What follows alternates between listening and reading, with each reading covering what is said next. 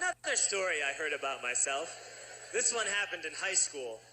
We had this teacher in high school whose kid went to our high school. His name was Mr. McNamara, and his son Jake McNamara went to our high school. He was a sophomore when I was a senior, so he was 2 years behind me.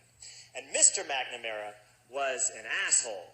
And one weekend, he and his wife decided to leave town, which you should never do if you're an asshole. And Jake McNamara decided to throw a party at the teacher's house. Hooray! And everyone around town heard about it, and we all got up individually and thought, okay, let's go over there and destroy the place. I walked into this party. Everyone I had ever met was there, and everyone was drinking like it was the end of the world. People were drinking like it was the Civil War and a doctor was coming to saw our legs off. It was totally unsupervised. We were like dogs without horses. We were running wild. I walked down to the basement. They had a pool table in the basement. One dude took a running start and threw his body onto the pool table and broke it in half. Another kid found out which room was Mr. McNamara's and went upstairs and took a shit on his computer. So the party was going great. I'm standing in the basement and I'm holding a red cup. You've seen movies. And I'm standing there and I'm holding a red cup and I'm starting to black out. And I guess someone said, like, something police. And in a brilliant moment of word association, I yelled, fuck the police! Fuck the police! And everyone else joined in. 100 drunk white children yelling, fuck the police. With the confidence of guys who have, like, already been to jail and aren't afraid of it anymore. You know, that, like, I serve my nickel, you come and take me confidence. But white children.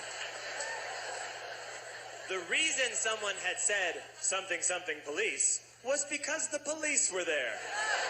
So a Chicago police officer walked down the stairs and got to the bottom in the basement and looked out over a sea of drunk toddlers yelling, fuck the police, in his face. And he was almost impressed.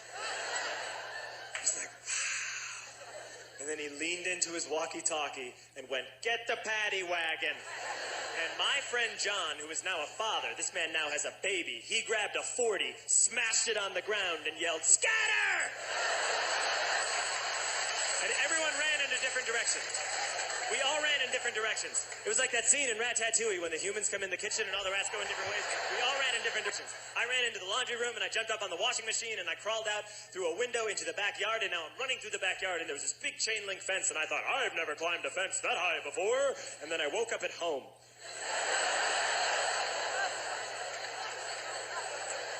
On Monday, I went to school because that's what we did back then.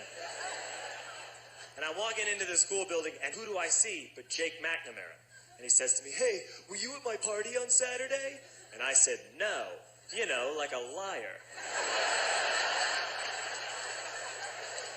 And he said things got really out of hand. Someone broke the pool table. Someone took a shit on my dad's computer. But the worst thing, he says, the worst thing is that someone stole these old antique photos of my grandmother, and my parents are freaking out about it. And I had that thought that only blackout drunks and Steve Urkel can have.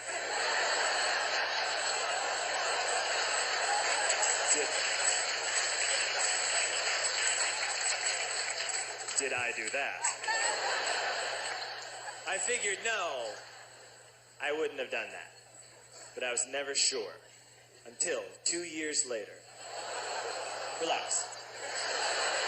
I'm playing video games with this kid named Alex that we also went to high school with. 2 years later, we've graduated by now. We're playing video games for a couple hours. And then Alex says to me, hey, come here. I want to show you something. And he takes me into his bedroom.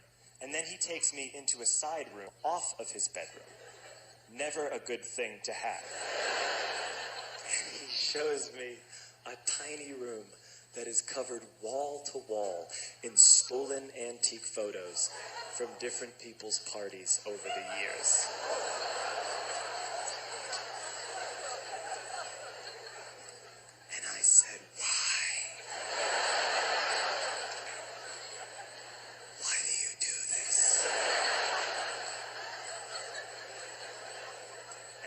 Alex said, because it's the one thing you can't replace.